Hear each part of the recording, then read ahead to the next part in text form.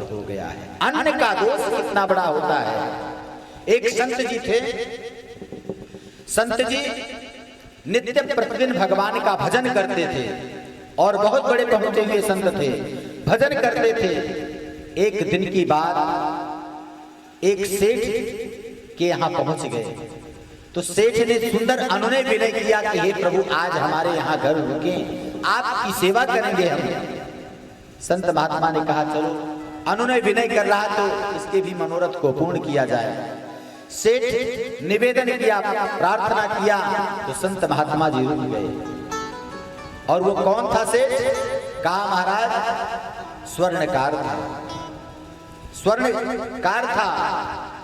तो विचार किया कि भैया एक सोने की गिलास बनाया है तो संत महात्मा हमारे घर में आए हैं तो क्यों ना उस सोने के पात्र से इनकी सेवा की जाए।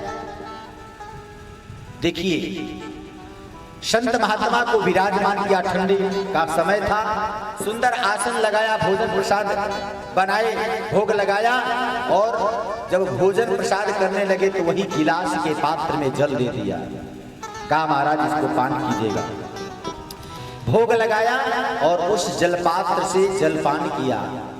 रात्रि शयन किए, रात्र में ही पाप बस गया।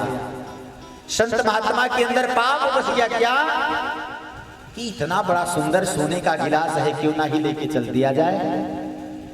इतने बड़े संत महात्मा पाप कैसे प्रवेश कर गया।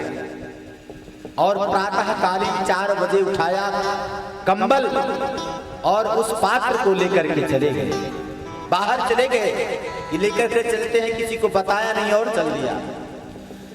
प्रातः कालीन हुआ, सूर्य उदय हुआ, सेठ जी जगे तो देखा कि चले गुरुदेव जी से मिले।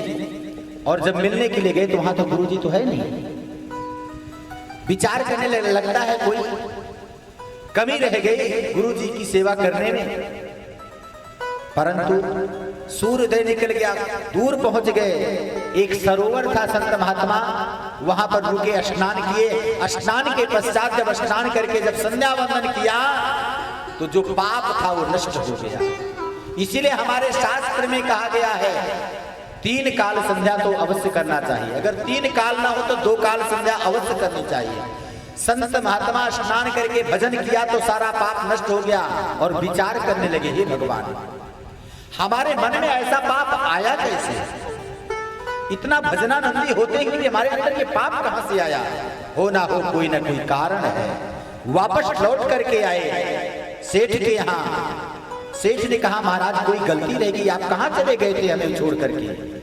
कहा बेटा तू ये बता तेरा अन्न कैसा था? कहा महाराज एकदम सात्विक और धर्म की कमाई से। कहा नहीं, कहीं न कहीं तेरे अंदर कुछ न कुछ दोष जरूर है जो कि मुझे भटका दिया। कहा तू सत्य सत्य बता। कहा महाराज एक अपराध है। क्या? कहा महाराज जो हमने गिलास बनाई ना, जो बड़े बड़े व्यापारी होते, जो छोटे छोटे गरीब होते, स्वर्णकार जब हमारी माताएं बहनें जब देती हैं कि हमारे लिए झुमका बना दो, हमारे लिए हार बना दो, हो ना हो उसमें कुछ ना कुछ मिलावटी जरूर कर देते हैं। स्वर्णकार उसमें से सोना चोरी करके उस चोरी से निर्माण किया हुआ उस गिलास में, उस गिलास के पात्र का ही दोष था जो कि उसमें उस पात्र के जलपान करने से उनके अंतःकरण में पाप समाहित हो गया। तो कहा कहने का मतलब यह है प्यारे, थोड़ा सा अन्न भी पाप करा देता है, क्योंकि अन्न में ही पाप बसता है। तो इसलिए कोई भी अन्न जिसका भी खाओ वह भगवान को अर्पण करके खाओ, नहीं तो निश्चित रूप से हम लोग जाते हैं कहीं कहीं, तो कहीं कहीं जाते हैं तो ये पता चल जाता है कि अन्न कैसा है, कमाई कैसी है। क्यों? क्योंकि अगर आप गलत अन्न खाएंगे तो आपके अंदर कुविचार आएगा। आप सात्विक धन खाएंगे, सात्विक अन्न खाएंगे तो आपके अंदर अच्छे विचार आएंगे। तो कहने का भाव यहाँ है संत महात्मा के अंदर। आज पितामह जी ने कहा बेटी मैंने दुर्योधन का अन्न खाया था इसलिए मेरी मति दूषित